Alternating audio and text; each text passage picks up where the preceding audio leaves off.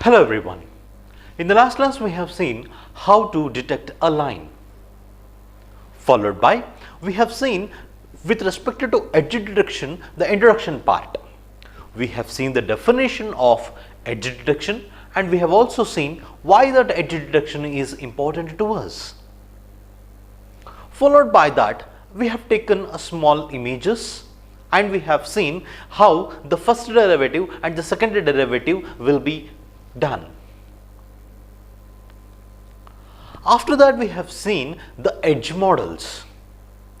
The different types of edge models, with respect to that the discussions was being done. Now what we will do is, we will start with, if we have the images, how to detect a edge within that, edges within that, and what are the operators we have to do that.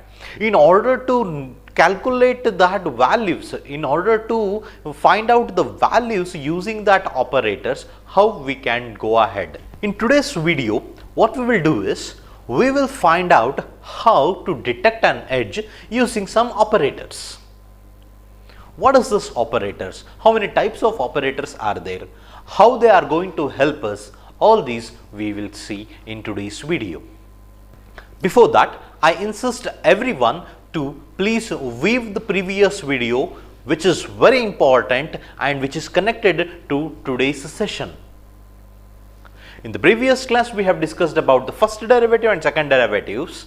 Now we will see how we can compute that first derivative, how to compute that second derivative. In order to know that, we have to learn one important term called as gradient.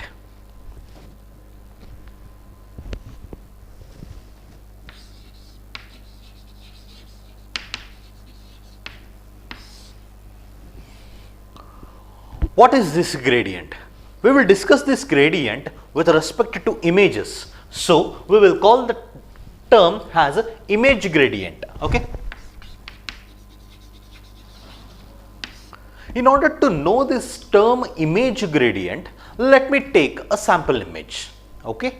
So observe that you have to assume that this is my sample image. In this sample image, I have some set of pixels which are there within this.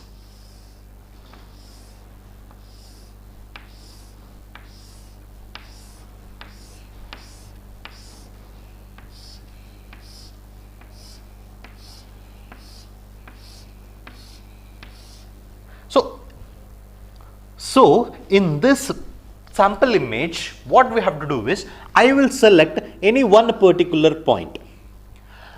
When I select this particular point, what I am going to do is, I am going to find out, or I am going to compute the gradient of this. I am going to compute the gradient with respect to neighborhood traversing in both the directions, in the x direction, sorry, in the y direction as well as in the x direction. Okay, I repeat, at a point in the pixel, I need to compute the gradient with respect to the neighbors in both the dimensions, in the y dimension as well as in the x direction. Now I have to do this for each and every point. Got it? Okay, so as a whole, if we want to start understanding the term image gradient, you have to understand that if you have an image, for each and every point in an image, we are going to compute the gradient with respect to the neighbors in both the dimensions, in the x direction, y direction also. Not only in this way, we will go in either of the directions. So if I zoom it, if you take this as one point, I am going to find out the gradient in both the dimensions, in the x as well as y. Okay. So then I am going to compute the gradient, right? So then what is this gradient? Gradient means measure of change in image function in x and y direction. Okay. So gradient means it's a measure actually. It's a measure of what? Measure of a change measure of a change in x and y directions. In this case, if I take this as my x direction and this has y direction, so in my case this is with respect to the columns and this is with respect to the rows. Okay. So, now you have been clear with the definition of this gradient. What is the gradient? Gradient means it is going to just measure a change in the image function f of xy. Change in a image function actually. Change in an image function f of xy in x and y directions. Getting this? Okay. So, what I mean to tell is I am going to calculate the gradient of this and the gradient of the neighborhood pixel in the x direction as well as in the y direction. That is, with respect to pixels, I am going to find out the change in this direction as well as in this direction. Okay, with respect to the pixels only, it is with respect to the points, correct? Now, with this idea of the definition of a gradient, which is that a measure of change in an image function f of xy. At one particular point you take, okay, its neighborhood, what is the change it is happening in that direction, what is the changes it is happening in the neighborhood towards the x direction as well as y direction. If you compute that value whatever you are going to get, that is a gradient. That gradient will help us to identify the edges. Now, let me take one small image here, so that will help you to find out how I can calculate this gradient. Okay. So, assume that I have an image here now. Okay. So, you observe this image. In this image, okay, you can find the values of the pixels. Okay. If this is a 0, it is moving towards the brighter section, from a dark to a brighter section, it will come around 255. It will move from 0 to 255. That means this is an image which is having a movement. It has a change in the function now. Suppose at one particular point, if I find out, okay, let me take this pixel now. This pixel's gradient if I want to measure, so I will see it in this direction if it is go. Okay. So, in this direction if I calculate the gradient of it, so it tells that the gradient of this in this direction of this pixel f of xy. Okay. So, this is f of xy. Okay. The gradient of this f of xy. Okay. So, the gradient of this f of xy. Okay. So, this is going in which direction? This is going in a y direction. So, it tells that it is dou f, that means the differentiation of f with respect to y. This is the gradient of this pixel f of xy in y direction. Suppose if it is in the other way around, if I take it in this way, okay, so it tells that at f of xy, at one particular point f of xy, the differentiation of that function f with respect to x, whatever we get, that is the gradient of this value. With respect to the x, y is 0, so I am not considering here. With respect to this, x is 0, so I am not considering here now. So, put it together, if the image is something like this now, have a look.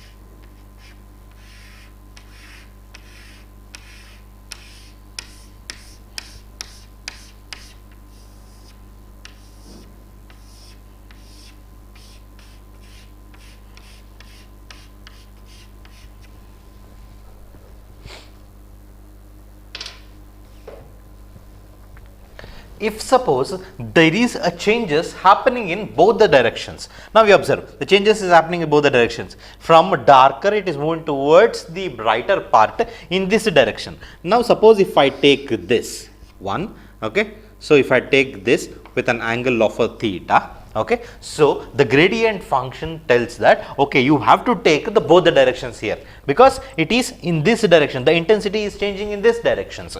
Okay, you have to take the gradient, a measure of change of the f of xy in this direction will be given as, okay, so the gradient of this image f, okay, will be given as, I have to take both the directions now. I have to take f, dou of f with respect to x and dou of f with respect to y.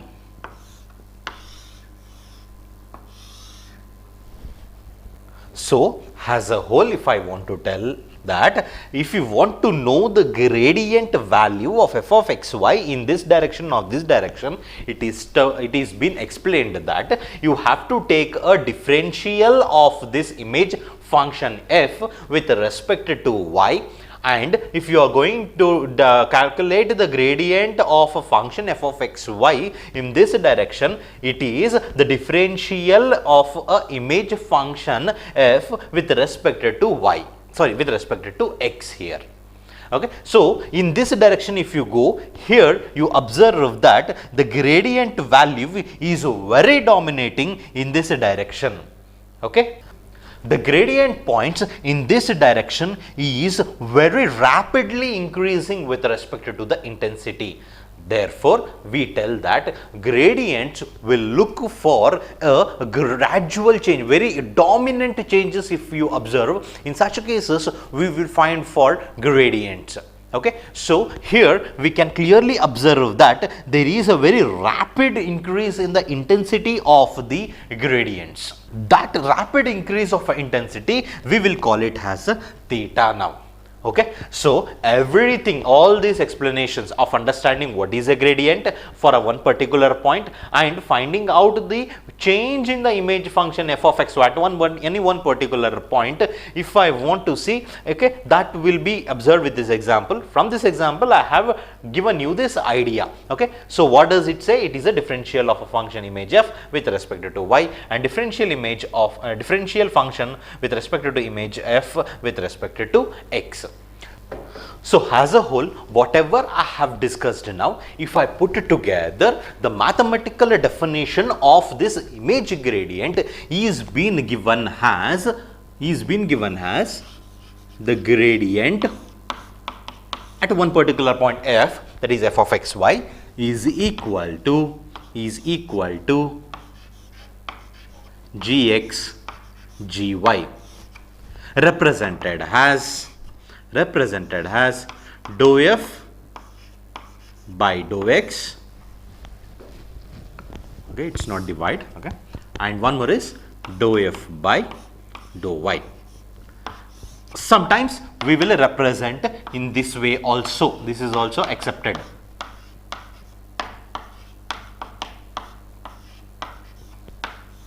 Okay. So, as I already told you, this gradient is a measure of a change in an image function in one direction, either in x or y. Therefore, this is a vector actually. Okay, a small change, right? I am going to find out the small change from one point to the other point, a small changes. So, it is a delta of f. Since I told you it is in one direction, so it is a vector. Therefore, so if anyone asks you what is a gradient, you can tell that mathematically we will give it as gradient of f is nothing but the gradient value of x and the gradient value of y. So, with this idea of understanding of how the gradient value of xy looks like, now we will find out what is the magnitude of this.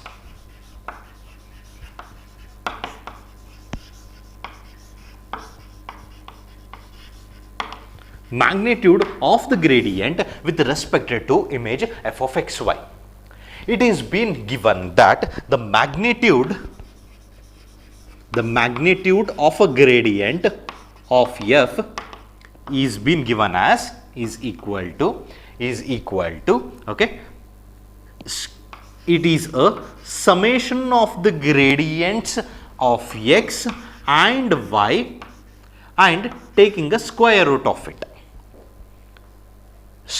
Okay, the magnitude of a gradient is being given as, you have to square the values of the gradients of x, square the gradient values of y, add it, then you take a square root of it. So that will represent the magnitude of a gradient of a function, image function f of xy.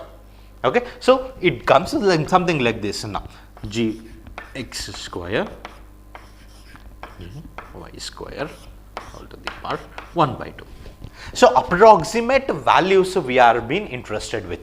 The approximate values of the gradient with respect to the magnitude is being given as approximately magnitude of a gradient of f is equal to, or approximately, approximate values if I take, okay, so that will be, so delta of approximate values. Approximate values will be, okay, the mod value of the gradient x and the mod value of a gradient y. So this is the formula to know what is the magnitude of that gradient. Okay, so using this magnitude of the gradient, what we can do? So when we calculate the magnitude of a gradient, one can decide what is the strength of the edge. Okay, what is the strength of the edge at that particular location? Okay, at that particular location of f of xy, what is the strength of the edge? If you want to know that, you can go for finding out this magnitude of that at that particular point f of xy. Now the question arises, when we know the strength of the magnitude, strength of the edge, what is the direction of the edge? Whether it is from top to bottom or right to left, what is the direction of the edge? To know that, you have to know what is the direction of the gradient. Okay, so once you get the direction of the gradient, that will help you to get the direction of the edges as well. So the direction of the gradient is being given as,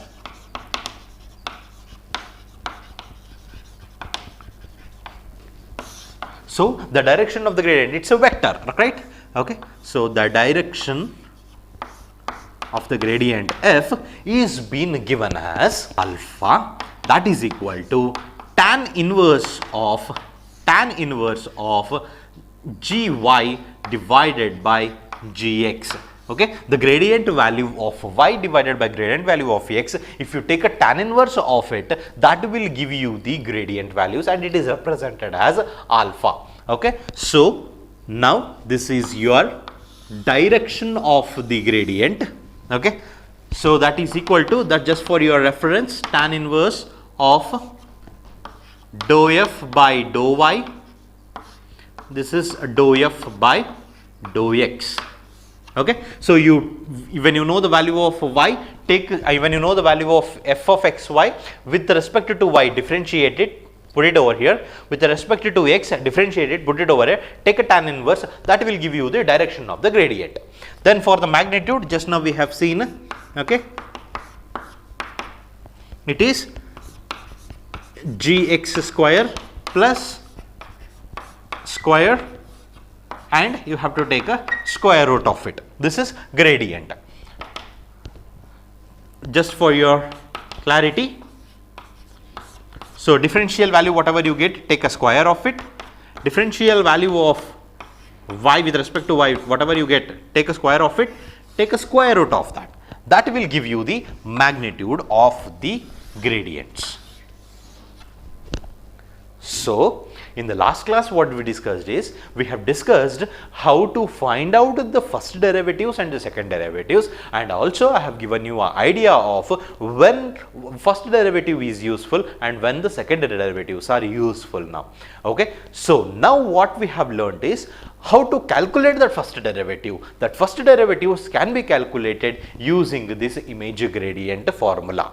Okay, so these two formula will help us to calculate the first derivatives. So now with respect to the first derivative, what are the operators you have to identify the edges? You have three operators with respect to the first derivative, that is Roberts edge detector, Purvett edge detector and a Sobel edge detector. We will see one by one now.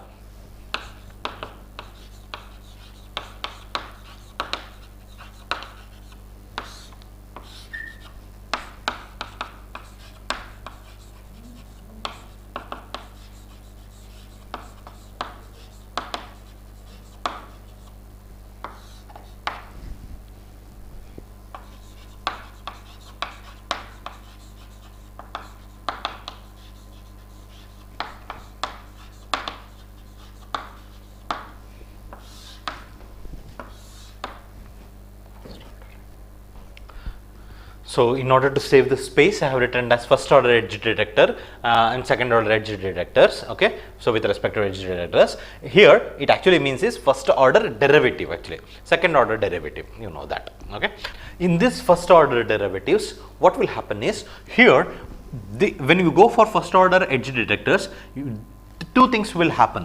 One is this is very sensitive to noise.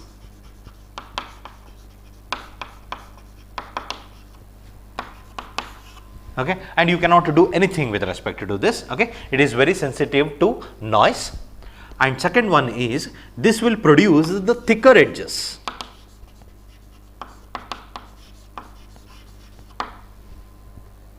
Okay, so with respect to these two features of this first order edge detectors, we have three operators here, three masks also we can tell. The three operators are Roberts edge detector,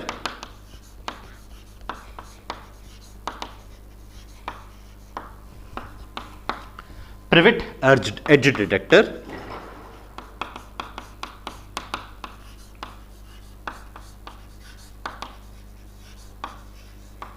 and finally you have Sobel edge detector.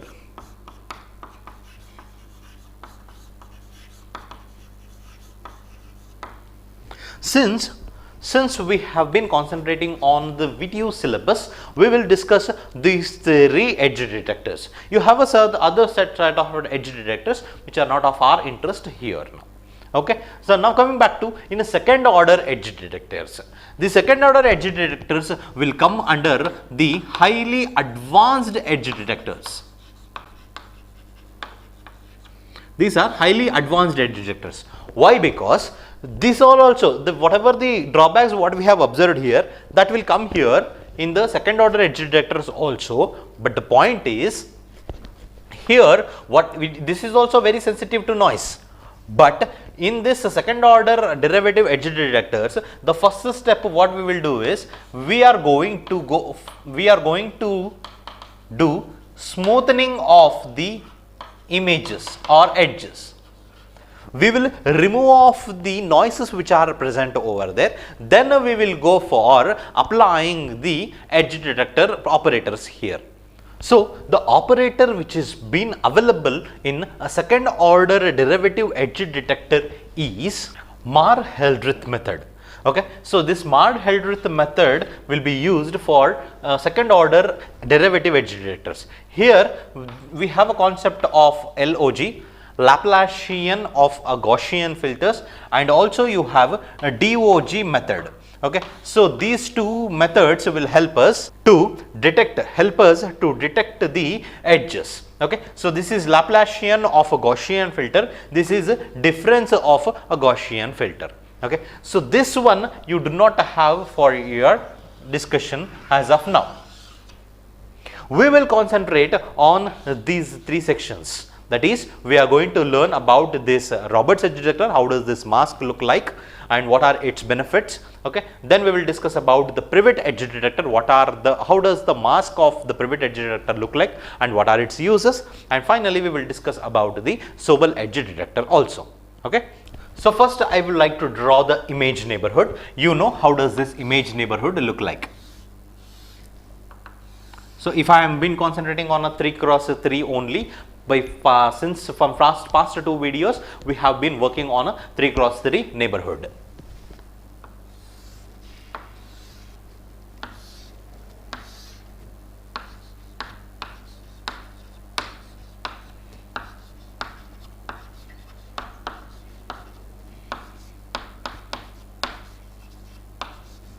So this is our image neighborhood.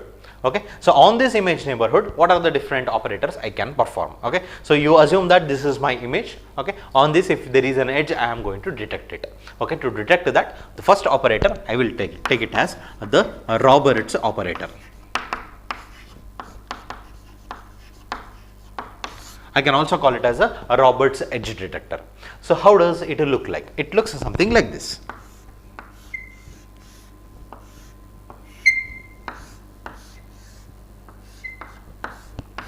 It is a 2x2 mask. Okay, what are its coefficients? So by looking at the coefficients of this Roberts operator, you can clearly tell that Roberts filtering is useful for diagonal edge gradients. Okay, so this is useful for diagonal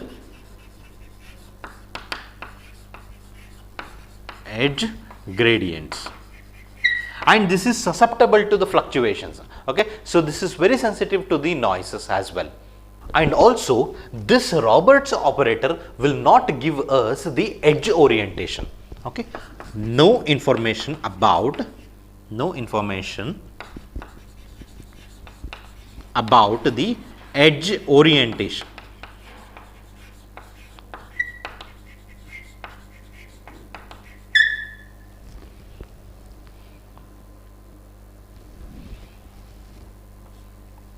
And if it is not giving any information about edge orientation, but it is very good for binary images.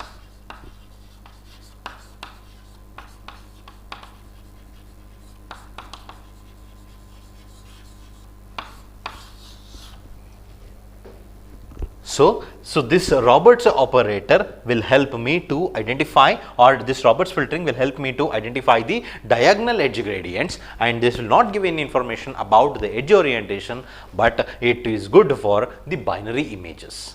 This is your Roberts operator. Okay. Now we will go for pivot operator. What is its mask? So before I start the pivot operator, okay, so what are the values? What is the value of this Roberts operator if I put it on this condition? Okay, so how does the Roberts operator was looking for you? It was looking something like this, and one more was with respect to the in this direction, right? Okay, this was here. So if I want to calculate the gradients, okay, if I want to calculate the value of this Roberts operator, it was something like this, Gx. Okay, so take this, drop it over here, so you will get the Gx value. Okay, so take this, put it over here, you will get the Gy value. That means the gradients of the x and the gradients of the y can be calculated if I take this mask and put it over here. So when I put it over here, what is your Gx value? It is Z9 minus Z5. Suppose if I take this here, it is Z8 minus Z6. So these operators will help me to compute the Gx and the Gy values. Once you know the Gx and Gy values, you know the how to calculate the magnitude and how to calculate the gradient directions also. In the just before we have discussed about the formulas also. I have written the formulas. Take these values, dump it over there, you will get to know what is the direction of the edge and what is the magnitude of the edge and what is the strength of the edge actually. Okay. Next, similar things we will do it for pivot as well as Sobel operators. First, we will discuss about the Sobel operator.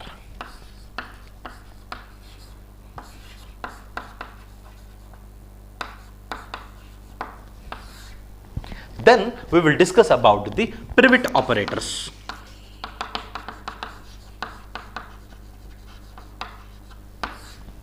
In order to discuss these two operators, as usual, I need to find out what are the ways, what are the different masks you have for Sobel and masks for pivot operator. The masks for Sobel operator is something like this.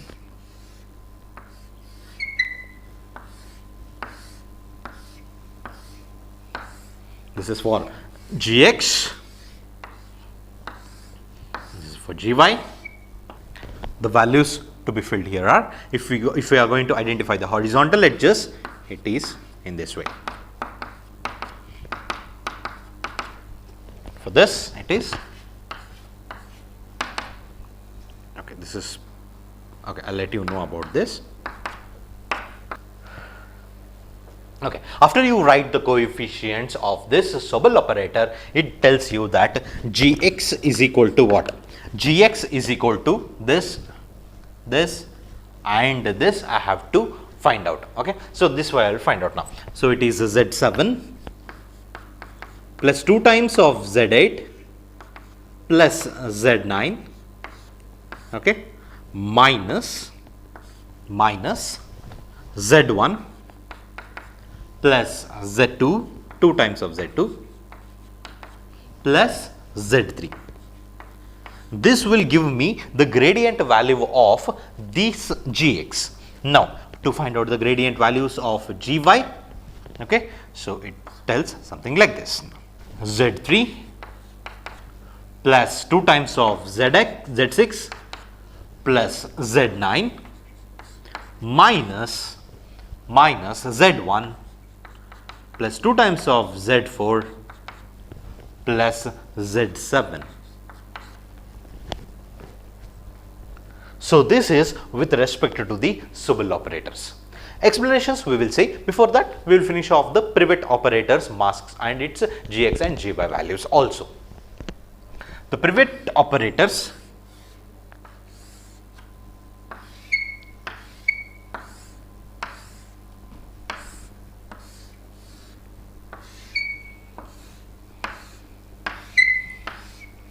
will be something like this. So this will be here 0, 0, 0, minus 1, minus 1, minus 1, plus 1, 1, 1. This is 0, 0, 0, oh sorry, 0, minus 1, minus 1, minus 1, plus 1, plus 1, plus 1. Okay. So Zx value of this is, okay, so it is Z7 plus Z8 plus Z9 minus Z1 plus Z2 plus Z3. So similarly, the Z value for this are Z3 plus Z6 plus Z9 minus Z1 plus Z4 plus Z7. So it's not Z, it is Gx, sorry, a mistake, Gx and Gy. So the highlights of this Sobel operator is, number 1, this one is going to detect the edges where the gradient magnitude is very high, okay, high gradient magnitudes. Okay. So how you can tell that high gradient magnitudes compared to that of pivot operator? You observe here. The value of the coefficients we have taken it as plus 2 and minus 2 here. Second, with respect to the Sobel operator, it will give us the averaging effect. Okay. So this is going to give a averaging effect for our images. So if there is an averaging effect for our images, that means it is obvious that it is going to reduce the noises which are there in an image. The results of this Sobel operator will be having a lesser noiser condition, lesser noiser results compared to that of your pivot operator. Okay. So now, with respect to the Sobel operators, this is very good in diagonal edge detections.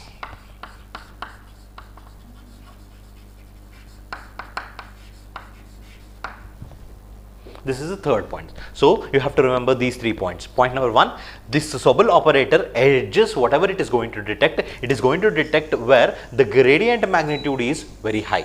Point 1. The second point is, it is going to take a averaging effect so that the results whatever you get are less noisier. And the third one is, it is going to concentrate more on the diagonal edges than horizontal or vertical edges. Then for horizontal and vertical edges, what should be done? We will go for pivot operators. In pivot operators, this will help us to calculate or find out the horizontal edges. and this will help us to get the identify or detecting the vertical edges. One point you should remember here, when you are going to finding out, when you are going to detect the horizontal edges, that means your gradient values, okay, your gradient values whatever you get, that will be, the gradients will be perpendicular to the direction of the edges. A point to be remembered is, when we were discussing about alpha is equal to tan inverse of, okay, gy gx, okay, the point to be noted here only is that the direction of the gradient whatever you get, the direction of the gradient whatever you have got here, which will be, it will be perpendicular to the edges. Okay, these both are equivalent, remember this. Okay, so whatever the gradient direction you get, perpendicular to that there will be an edge. Similarly, when you go for identifying the edges in a horizontal edge detections, then obviously its equivalent gradient will be perpendicular to it. Gradient is perpendicular. Similarly, if you have been working on identifying or detecting the edges in a vertical direction, then obviously the gradients will be in a horizontal directions. Gradient direction is horizontal. Here gradient direction is vertical, perpendicular to the existing edges. Okay. So, now using these two operators we can detect the horizontal as well as vertical edges. The point to be remembered here is the results, whatever you get the results have a noisier results. There might be available, there might be a possibility of having a noise in the output when we go for pivot operators or pivot edge detectors. And finally, this pivot operator is easier for computations than the Sobel operators. It is easier for computations. So, if you want to compute the values, pivot operator will be easier compared to that of your Sobel's operator. So, this completes your edge detection techniques. Okay. In edge detection techniques, we have started with understanding the definition, then we have seen that why we go for edge detection, then we have started understanding the first derivative and the second derivatives. Along that, we have learned the edge models.